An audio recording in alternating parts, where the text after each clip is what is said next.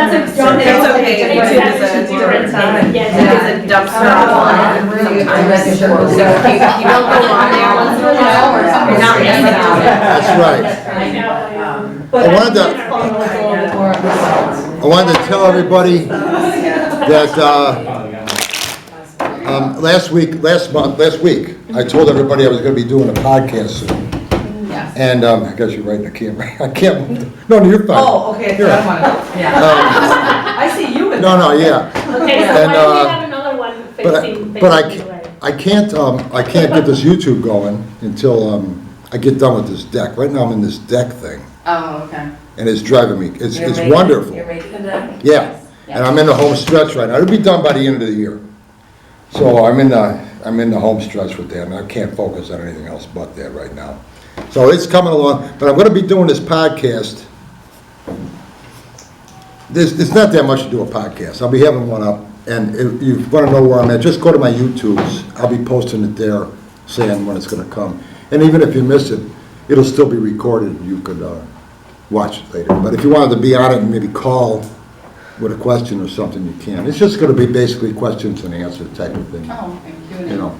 And I also want to have a, what I like to do with my classes is have like sometimes where we can set up meetings where we can get together. And not just to talk, not a class, you know, it doesn't cost anything, we just talk. Usually on the grounds here. So again, what I would probably do is have you email me.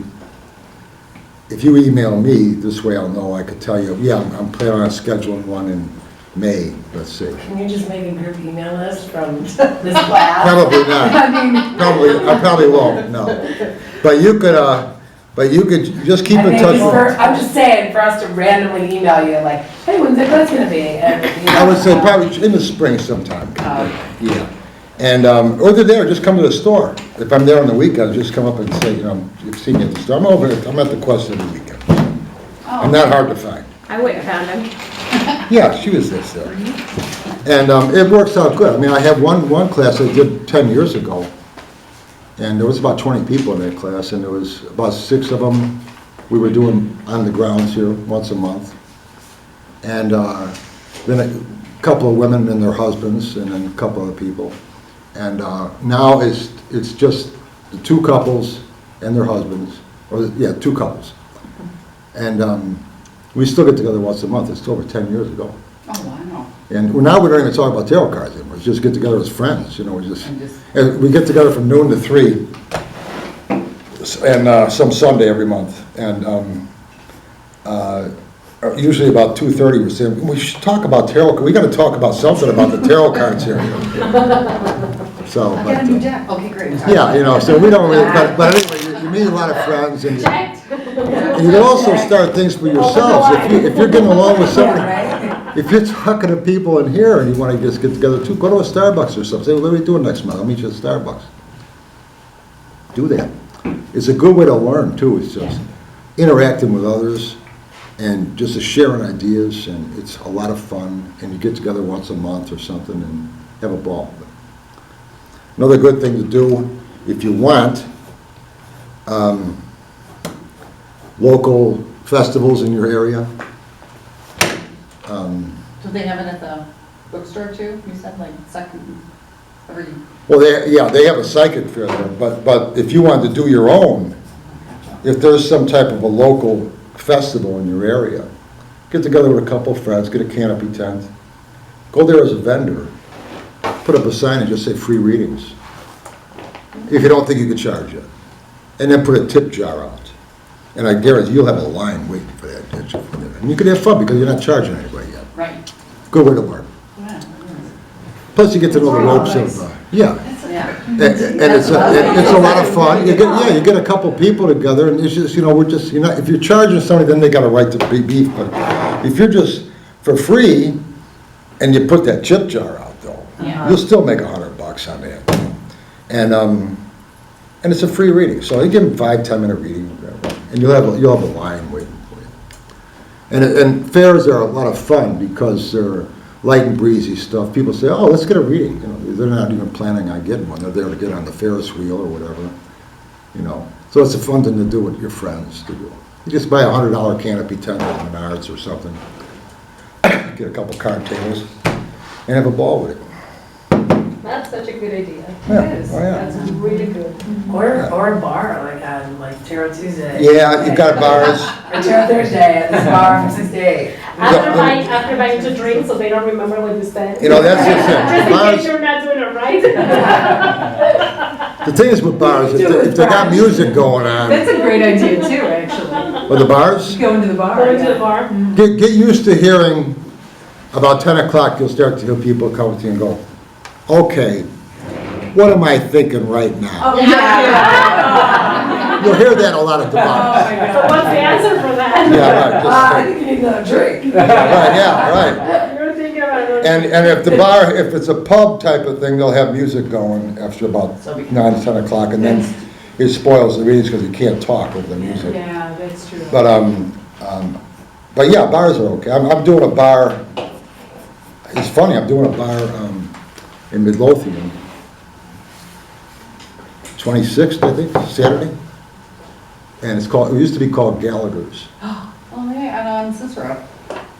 No, now it's not called Gallagher's anymore. Oh, because it used to be on Cicero. Well, there was one on 147th when I was younger. This is when Iran had hostages of ours, so we're talking ancient history, okay? And I used to hang out there, my buddies and me. And so years later, I started reading at Durbin's on 147th and Cicero, big pub. And the manager there left there, and she opened up a bar in Midlothian, and it's my old Gallagher's place. And she called me up, and she said, I want to do a Halloween party. I haven't been at Durbin's in like 3 or 4 years, but she called me up to say, I'm going to be doing a Halloween party. I want you there as a reader. Can you read? So she got me over there reading for 2 hours. I'm going to be there. And she told me the place. It's Gallagher's. It's not Gallagher's anymore, but it's my old hangout. And I'm going to go there as when it was Gallagher's. When I went there, Gallagher had a masquerade party for Halloween with a contest for best costume. And I wasn't really into a costume or nothing. So I just took an old pair of denim jeans and I took the pants leg and I cut it out and I made a mask, 2 eye holes out of denim. And I called myself Denim Man. Half denim, half man, superhero. And I didn't, this is just something to do, And I had buddies there, him and their girlfriends, they were renting costumes and stuff for Raggedy Ann and Andy and all this other stuff.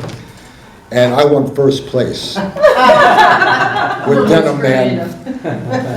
And everybody's still talking about it. Remember when you were Denim Man? So my buddies were mad. They said, I'm wearing this stupid Raggedy Ann outfit. And I spent a lot of money. You win this stupid Denim Man thing with his first place. I said, yeah, okay. So it's going to be the same place. So I'm going to have fun with that. But anyway, yeah, bars are okay. They're you'll have fun with that too. And if you want to make money, go to gentlemen's clubs and see if they'll let you read there. You'll get the dancers, Well, yeah. and they have money. Single, oh my goodness. No, I've never done that myself. I've never done it myself. But I do know guy readers that have, and they've done very well. But I've never did that. But make sure you're actually doing readings. Like, Oh my God. don't get distracted. I guess a woman could do it. I guess a woman would be fine with it too. I do know specifically one guy who used to do the gentlemen's clubs, and he did very well with that. He's no longer with us anymore. But anyway, today, just first week we had talk about why the tarot worked, and then we talked the second week about the application of the cards, how to apply them. Third week was definitions of the cards, and then the fourth and fifth we just did hands-on readings And I just thought this week would be good to, questions and answers. You know, things that you wanted to discuss, or things that you're still not clear on, we could just talk about them and see what we could do with that, and then say goodbye. And you've all graduated, you've all got A's. And I hope you had fun with this, I did. And Oh, yes. is there anything specific anybody had in mind that you'd like to discuss here today? Anything is still kind of vague? I'm sure, you know, I know you don't know everything right now, so I'm sure there's a lot of questions. No, huh? I got a question. Okay. So in the Celtic spread, the second card, I guess, in the most traditions, it was always what crosses you. Yeah. And you just say it's a question. So I guess, like, to me, I'm like, well, that throws me off. Like, I mean. Okay, sure. If it used to always be what crosses you, I mean, is that kind of like, was that what's blocking you from doing it? Do you know what I'm saying? Like, Sure. Because if that was the case, then I think that what crosses you is an important card. Sure. Just looking at it as a question. Sure. Oh, you're right, that's a good question. I use the first two cards to look at the question. And the reason, that's why, I think that's really important. That's why I got the two cards, 1 and 2 there, just looking at the question. It could be negatives and positives, there's a positive and negative card there. It could be just positive things, it could be just negative things. But it allows me to really look at the question in ways that I never saw before. What crosses you, what covers you, I think is the 1 and 2, if I remember right. And the crosses you is a block. Yeah, something's resisting you here or fighting you. That's good too. So I mean, yeah, that works too. Either as long as you're looking at, to me, I like to look at 1 and 2. It's just a way of, let's take a look at the question. Let's take a look at what you're looking at, what you're trying to do here. Where with the regular Celtic cross, this covers you, this crosses you. It's getting specific on aspects of the question. I like to look at positions 1 and 2 as just looking at the question itself. It's basically, they're both informative, they both work, and if you like 1 and 2 covers and crosses, that's great too, you know. So it works.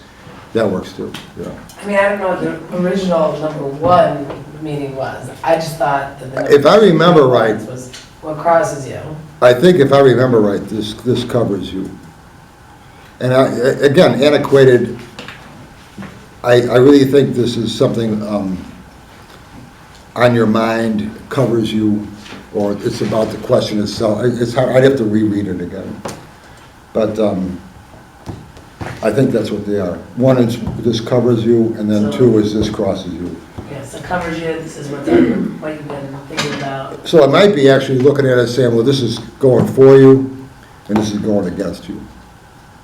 It's this crosses you. That makes sense. You know, and so that might be one way of interpreting that. I just like to look at 1 and 2 as the question itself with 2 cards there. I like the idea of being able to rephrase the question. And if I think it needs to be rephrased. And lots of times it will help find an answer to what you're looking at if you rephrase things, looking at it from a different angle. And that's why I like those 2 cards for that. But like I said before, you could change what I have. You could change them to other elements too. You could change them to whatever you think might work better. Well, isn't that what you did? You took a traditional one and then adjusted it to how it fits you when you read? Right. So, I mean, wouldn't that just be a safe place to start, is with the traditional one? And then the more you read, I mean, if that intention is there of, oh, this card or this place means this, then that's what it is, right? Like, once you have that intention and designate what those... Once you got them there, when you like them, I think that's good for you, right? I think that works out great for you. So if you want to change them to something, I like to show you mine just to show you how different it is from a traditional cross. But you could put whatever you want in there. You could take part of mine, part of the traditional, you could blend them, or you could make up your own. It just needs to be consistent, right? I would say for your own benefit, it needs to be consistent, because this way you get to know position 7 to me always means this, and position 3 always means this. Right. And as long as there are aspects that you feel would be useful to any question asked of you, then they can be consistent, you know, and you'll start to really like them. Plus, when they're consistent, they're easy to interact with other positions real easy then too. Because you're starting to read somebody and you're reading something about something, and you say, well, you know what, position 3 and position 8 really seem to blend real well together here today on this reading with this question. Just with what I'm feeling, with these cards in front of me. Or 1 and 6 or whatever, you know, you're gonna start to see how they'll pop out at you in nice ways and fit real good with a message that would be, you feel might be of value to the person. And if you can get, that's why I like to use 1 and 2 and 7 for what is the question. 3, 4, and 9 for why do you want this in your life. 5, 6, and 10 for how are we going to get it. And 8 by itself is the timing.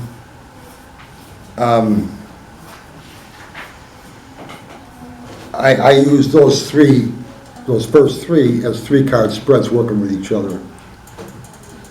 But you can interact them, you can intermix them, you can mix them up too. You know, I mean, it doesn't have to be always that way. I think that's a good way to start out.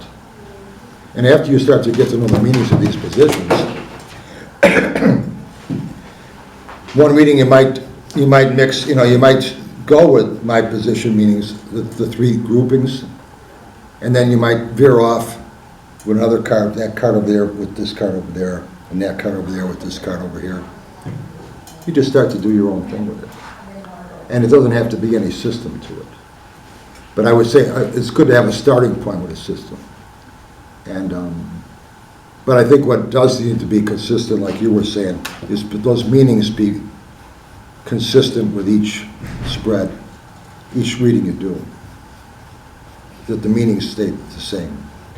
Now, if you were a think tank, and you had a month on a project, then you could take a day or so and just say, we're gonna look at positions, we're gonna look at aspects here, what we're gonna look into here. So you're doing a half-an-hour reading, you don't wanna be doing that. You wanna have positions that you just feel would be beneficial in some way to each person, to everybody you read, no matter what the question is. They should work out fine. It makes sense? Yes. Yeah, you're right though, but if you like 1 and 2 with traditional, use it. I looked at a couple different sites, and one said 1 is the present and 2 is the challenge. So crosses you, forces against you, kind of thing. There you go, you can say the present is what's happening, what's right now, right in front of me. Right now, the number 1 card, and then the 2 card is challenges. So. Very good. Have you ever heard of anyone, some of the readers that I've talked with before, if their querent wants more clarity on a particular card, sometimes they'll turn another card over on top of that card to help bring. Or use a different deck and start reading from there. You could do that. Usually if somebody wants more clarity on something, what I'll do is I'll ask them questions. So in other words, you want more clarity on this, well, I need to know this or that first. And I could use the same card. Okay. So in other words, you tell me something and I'll tell you something back.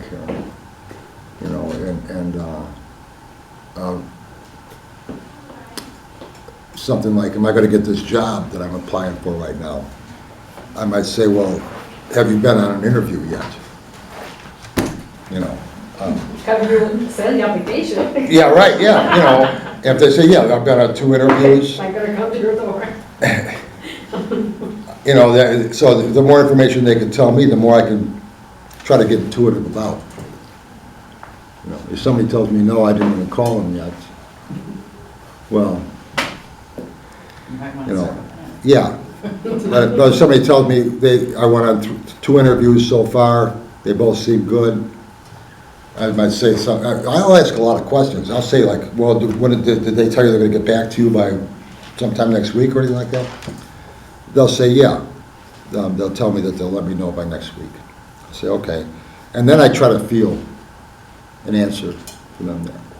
Am I gonna get the job? I might not know, I might not see how you're gonna get the job, I might see them calling you back with positive energy about it. So I see them calling you back, it looks pretty good here because they seem pretty happy about you. So in other words, sometimes one thing you're seeing or sensing might give you a hint of an answer for what they're asking about.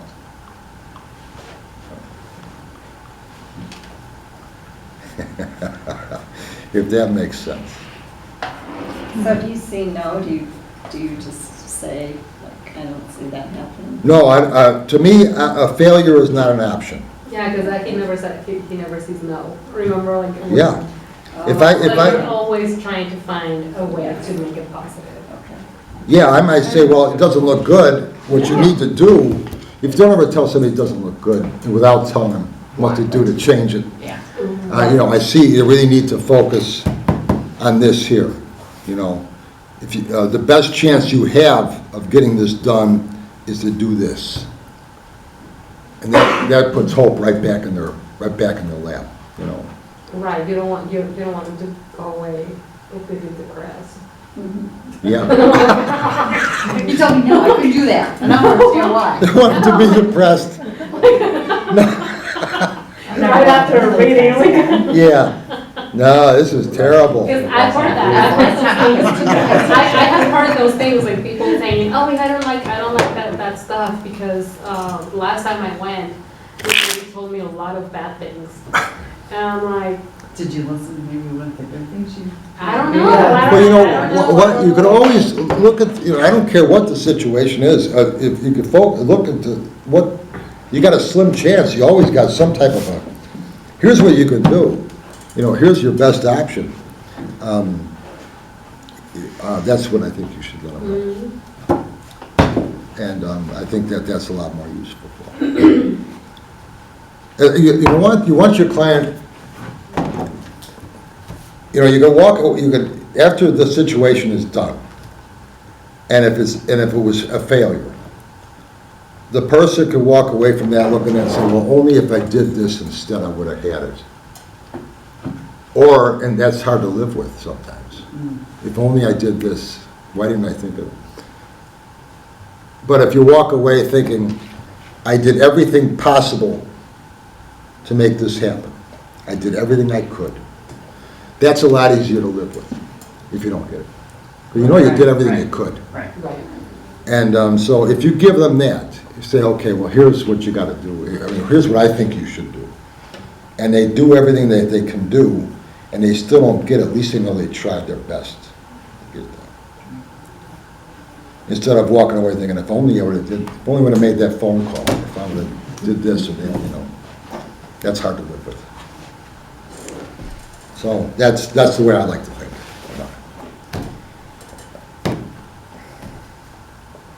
What else we got here? Has anybody ever come back to you and said, well, you told me it looked good that I was gonna get this job and I didn't get it? Usually if that's the case, they don't come back to you. Yeah. That makes sense. There's a certain letter of like lawyer speak where you don't say anything that might come back to bite you in the future, right? Well, I do feel it's, that depends on how you know, there are certain things that I think you really feel strongly intuitively about too. And a good example of that, a woman came to me about her daughter. Her daughter's in school, going to be a nurse. And she says, and her daughter gets good grades. And she's in a class on viruses or something.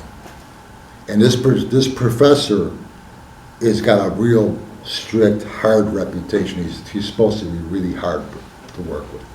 to pass, or not pass, but he's just a tough guy to take his class. And the daughter felt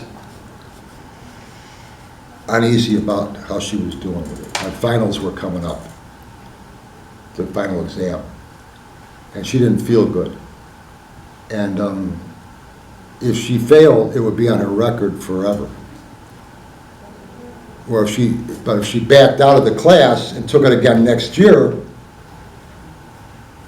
and gets a better grade, then that's what it's going to be on her record. But she would have to retake the whole class over again. So her daughter wanted to know what she should do here. And the woman told me, she said, my daughter went and talked to the professor and said, look, I'm thinking about dropping out and retaking the class next year. And the professor said, why would you do that? Just study. Why don't you just study? And that told me, I forgot what card I had. I don't know if it was the Emperor or maybe the Chariot. I forgot what it was. Maybe the Magician. But that card was screaming at me. That professor, if he really thought that she wasn't doing good, he would have told her, you know what, that's probably a good idea. Right. Instead, he tells her, well, why would you do that? Why would you take the class over? Just study, you'll be fine. You know, he didn't tell you you'd be fine, just said, Just study. but so that when the professor's saying that, told me right there, she's doing better than she knows she's doing. This guy is like a drill sergeant. Everybody's terrible. You're all failing, but you're not failing. He just wants you to work as hard as you can. And that's what I felt from that. And I took one of my bookmarks and I wrote in there, stay in the class, you'll pass, and I dated it, signed it, okay, so you give that to her, tell her to. I felt that strong about it. And she did, and she passed, she was fine. But those kind of questions, you know, you might have a situation where you say, well, you know what, that would be a good idea, maybe you should take the class over. But if you can get information like that professor talked to her about, that helps you a lot to make something intuitively about it, to figure something out intuitively, blending it in with rational thinking too. And being observant yourself too. Like I said, no professor is going to tell her, well, why would you do that? Why should you start studying? No, they would have said, you know what, it probably would be a good idea. I know you're doing bad. Take it over, you'll do a lot better next year because I already took it once.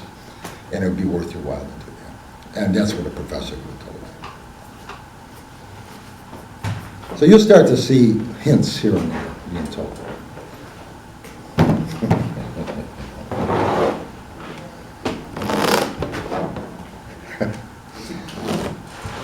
But as far as, yeah, you don't want to put yourself out there in some way that you could be considered liable. I would never tell somebody that their wife's cheating on them or their husband's cheating on them. Something like that is you don't talk about like that intuitively.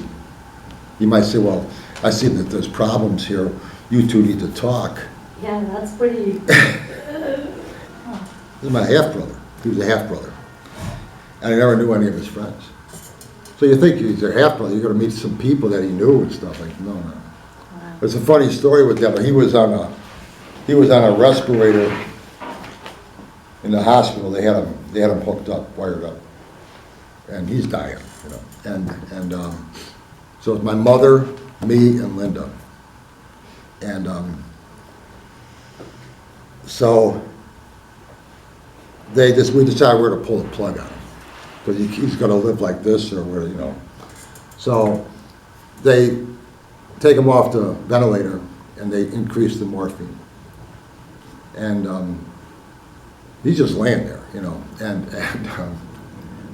So after about 10 minutes, the nurse says, you know, if you want to leave, you can leave. This might be 4 hours before he dies, or it might be 5 minutes before he dies. I don't know, you know. And we'll call you. So my mom says, you know what? I'm going to say goodbye and leave. I had to take my mom there. So she says, let's just go. That's okay. And Linda says, well, I'm going to stay with her. Because Linda had her car. She was at the hospital. So she's going to stay with my brother. And so I took my mom home, and it was 4 hours she stayed with him. She's talking with him and singing to him, and talking. She's like they're having a party, you know. And I said, you should have brought a bottle of wine.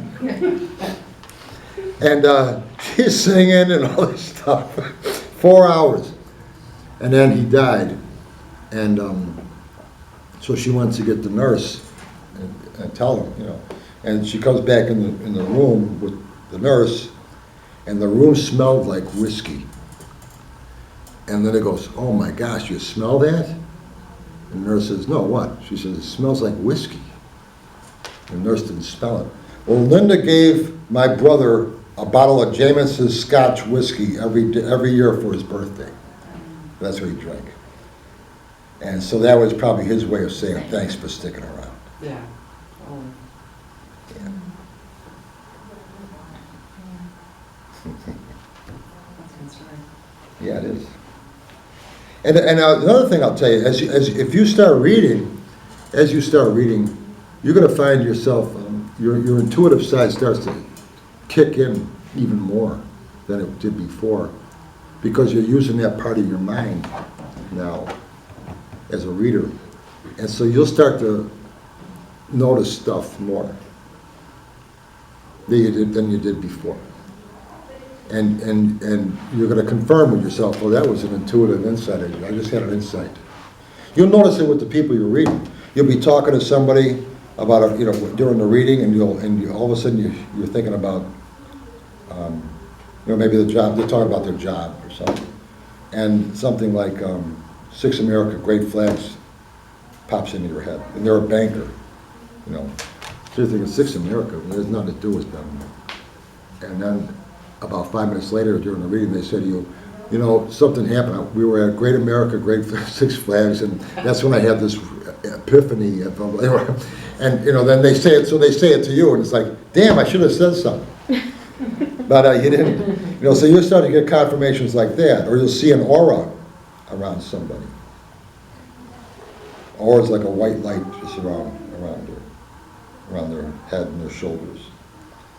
Do you see only the white one, or you just see the different colors? I see white, and I see different shades of white, though.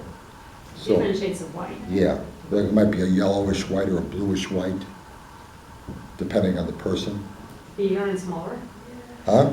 Like wider or Yeah, bigger? some auras are very strong and they're very close to the head, to the shoulders, and some are very wide and they're more softer. Were you able to see that before you started reading? Huh? Were you able to see that before you started reading? Yeah, You yeah. were able to see that? Well, I was raised with it. So, I was raised with that. Like I said, when I was 5 years old, my parents used to come here. So their friends were psychics. Okay. So I was raised with that all the time. So you're open-minded Okay, from so day you- one. Yeah, but I know anybody can do that. What's funny with auras, you watch if you start to see auras are good to see with a neutral background behind you, behind the person. Not light, either dark or gray, and a nice dimly lit room, and you'll see an aura. And if you look at them, if you're gazing at them, not looking at their eyes, but gazing at them like a stare, you'll see around them this aura.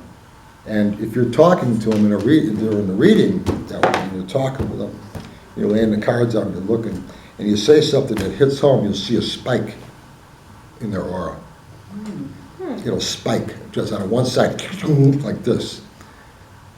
And that means you hit a nerve there, And I don't care if they change their face expression or not, you hit a nerve with that one. Interesting. So you'll see it. The auras are kind of cool. And like I said before, me and Linda always used to play that game. We go to a restaurant and say, okay, who's the brightest person in the room, in the restaurant? And, So funny. by the time you're looking at the menu, you order a hamburger or whatever, and then when you get your food, you say, okay, who'd you pick? And I say, well, I picked that person over there, who'd you pick? You have to say, I picked the same person. to see if you pick the same person. So have fun with stuff like that. You'll have fun with it.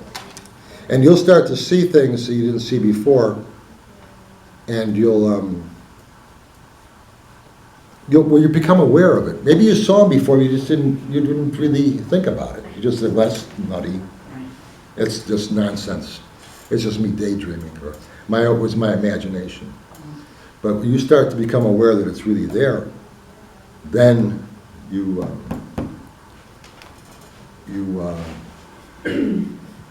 just becoming aware of it makes you pay attention to it more. And I live in a haunted house. It's Linda's house, but McNeil Hospital in Berwyn. It's half a block from the hospital. And it used to be McNeil's house. Oh, no way. So yeah, before there was a hospital. It's a big old 5-bedroom Victorian, huge ass house.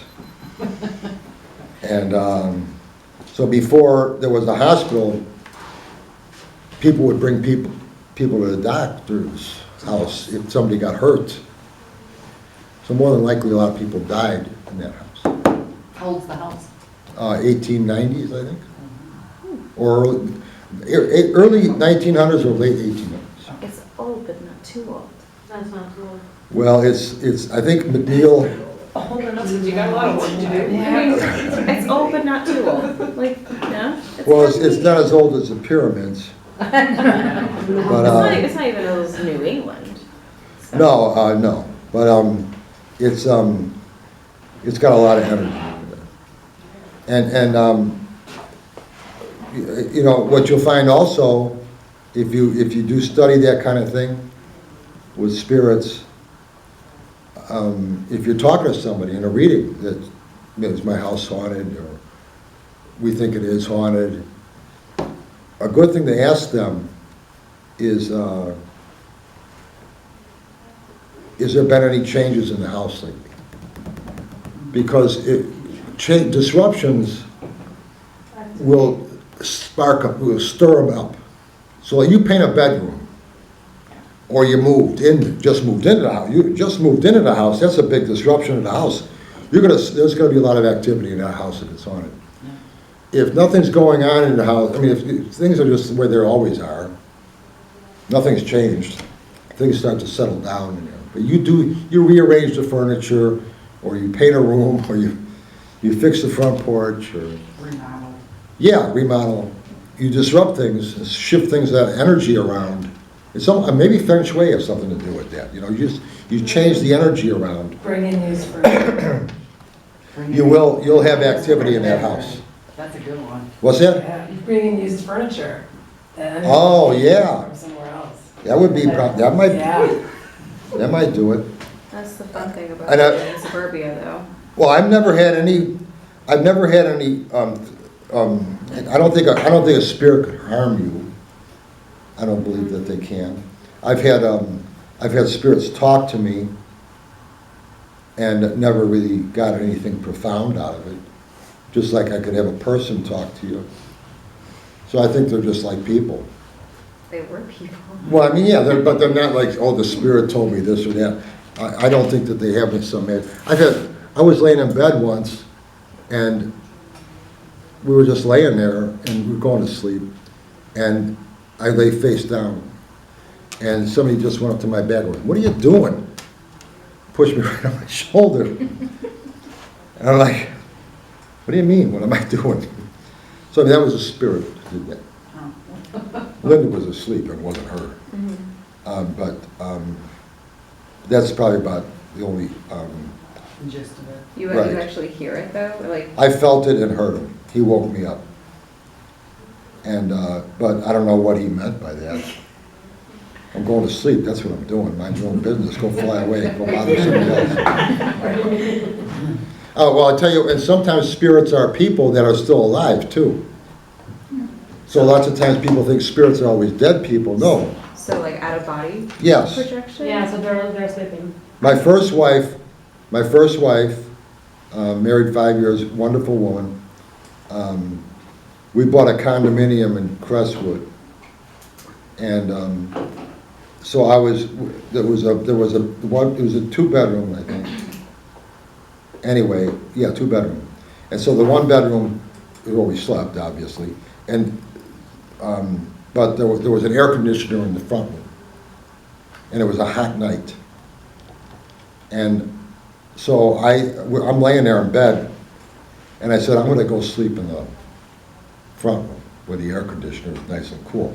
I took a blanket and a pillow, laid it on the floor in the front room, and that's where I slept. Now, the front room was connected to the kitchen with a breakfast bar type of bar area, and then the kitchen's all open. And so I'm sleeping there, and in the middle of the night, I wake up, and my wife is laying next to me on the floor with her back to me in her nightgown. She always wore the same, the same kind of nightgown. So she's laying next to me. I'm thinking, oh, she wants the same thing. She's hot too. She wants to sleep in the cool. And her back is to me, and she sits up, and she stands up, and she walks into the kitchen. And I'm thinking, well, she's going to turn on the kitchen light now, so I can't go to sleep until whatever she got to do in the kitchen. So I'm like this now, and waiting for her to turn on the kitchen light. And no light goes on. So I'm thinking, what are you doing in the dark in the kitchen? I get up, I go in the kitchen, I turn on the light. What the hell are you doing in here? I turn the light on, and she isn't there. I go in the bedroom, she's still sound asleep in the bed. But in her astral body came to sleep with me in the front room. Yeah. So an astral body can wear whatever you're wearing at the time, because she wore those nightgowns. So it's things like that will come around to you. You don't protect yourself with like sage or something like that? Or that's No, I don't do any of that. I've never had any spirits, and nothing threatening to me. I've never had anything where I felt anything like that. And I think a lot of that is, for one thing, a ghost will never scare you because you don't expect it to come.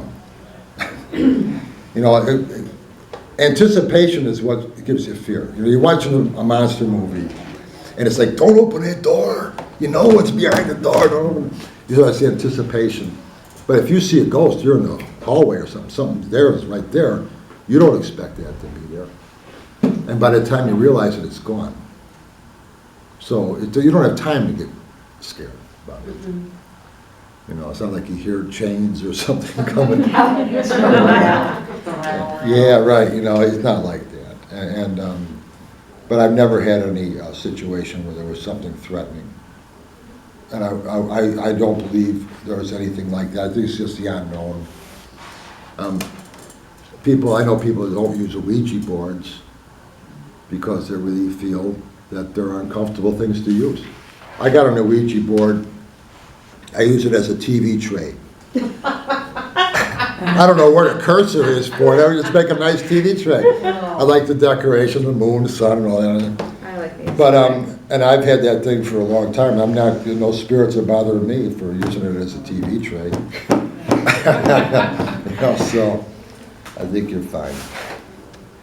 Anyway, keep in touch with my YouTubes, and we'll definitely find out about this podcast thing. So is your email address on the YouTube? You know what? Do you You want can comment on there, but I think what I'll probably have to do is put my email on there, on my future YouTube. Okay. Do you Yeah. want to like pass around a piece of paper or something and have everyone write down their contact info? You can if you want. Here, why don't we do that? Maybe I could do that. Are you gonna send out a group text then? Because if not, I know. pass it around. I don't know. I might. I'm not gonna guarantee You it. volunteered. I can send out a text, but you know what I mean. Do you want our email, or how many? Yeah, put your first name and your email on it. With the school. I'll really try to send something. And we might have a picnic, Oh, that'd be fun. in the spring. I think on the grounds here probably. I love the ground. Yeah. So it's, I think that'll be a lot of fun. That would be. And just bring your friends too, it doesn't have to be just us. This isn't a secret society meeting. Those are the most fun though. Yeah, this was a lot of fun, and that's why it's good to keep in touch. Yeah. I think it would be fun to have. And then I can come up. Oh, I have to say, like, now I want a class on astral projection. Like, Do it. I don't know how to do it. I need to talk to somebody who does. There's books on it, and I would check those out. One thing I'll say about astral projections is you don't want to, when I was 17 years old, me and my buddy were reading Healing modality. Journeys Out of the Body by Robert Monroe. Robert, I think I But I just. It's, yeah, and he started the Monroe Institute, astral projection. And so I'm really trying to do this, you know, and my buddy said he's going to try it too. Well, my buddy got it right away. Tim is his name. And he didn't like it. He didn't want to do this. So we're reading the book and we're studying it at my house, and then he'd go home and try it, and then he got started. Before we got the book finished, he was doing projections. So as I'm reading further in the book, it says here, once you start doing them, it's hard to stop. And he didn't want to do it anymore. He didn't want to do it. So now he has to like retrain himself not to do it, because he was just going out of his body. And Well, I mean, it would make visiting people who are far away very easy, even if they aren't aware of it. yeah. It's really cool. I heard these podcasts once, and they It were doesn't talk talking, about it, well, so far in here, it doesn't, but. well, basically, The energy, you know. the guy on the podcast, he contacted different people from different countries that know each other only. In the astral plane? Yes, they have never seen This each is a other. great class. Yeah. I'm gonna Ever. start taking Like this. different dimensions, right? Right, and they have interacted many times. That's exciting. And it was like a 3-hour podcast. That's I would very- like to find They, that. it was in It's Spanish. really, you know. Darn it! My Spanish is That's really okay. bad. So Darn that's it! like, I mean, there was people coming from And Argentina, from Yeah. Spain, Um, there was somebody living in Portugal, and actually his Spanish was pretty broken. It is like. But he could speak Spanish, so that was funny, to hear, and, It's amazing, astral it was, projections. Looking through the world and. because me and my husband, we were on a road trip and we were hearing that the whole way. We were Get just, into it. we were hearing that all the way. It's very cool. I have out-of-body experiences, but I can't willfully do it.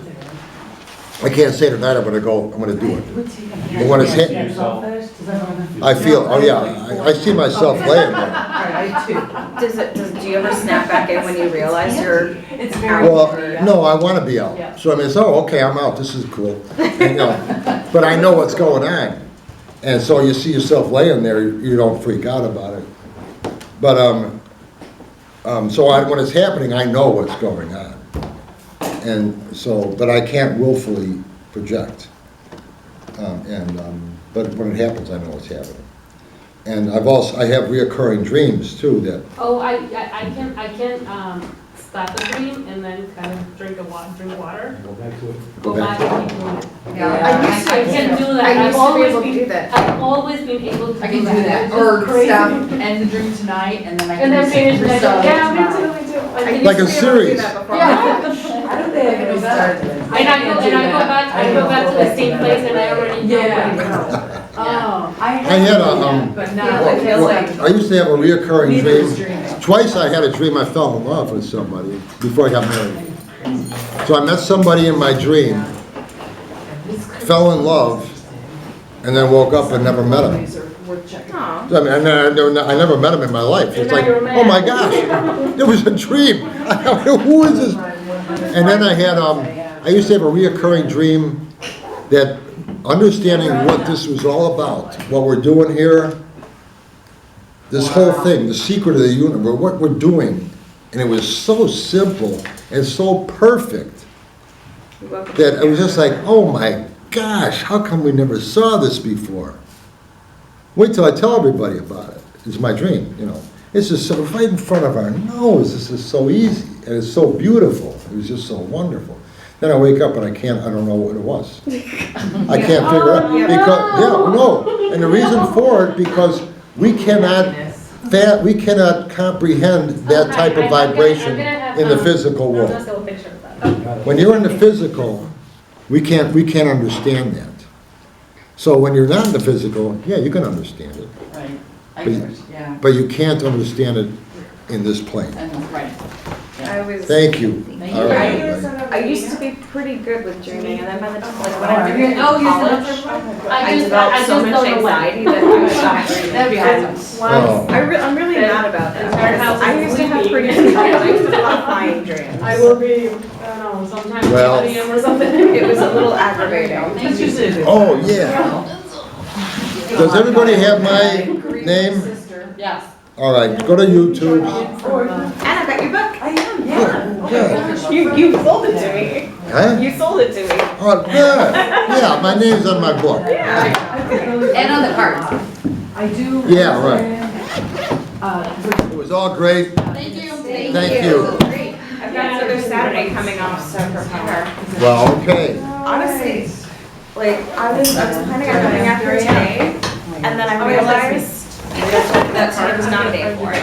But Well, next time. I wasn't here today. No, I mean, Thank you. Nice Thank meeting you. And we'll see each other again. You could have the, you can have one of those. Have a couple. Take a couple. Okay, thank you. are those the parts you hand out on day one? Yeah, More here. there on the- Want some more? Yeah.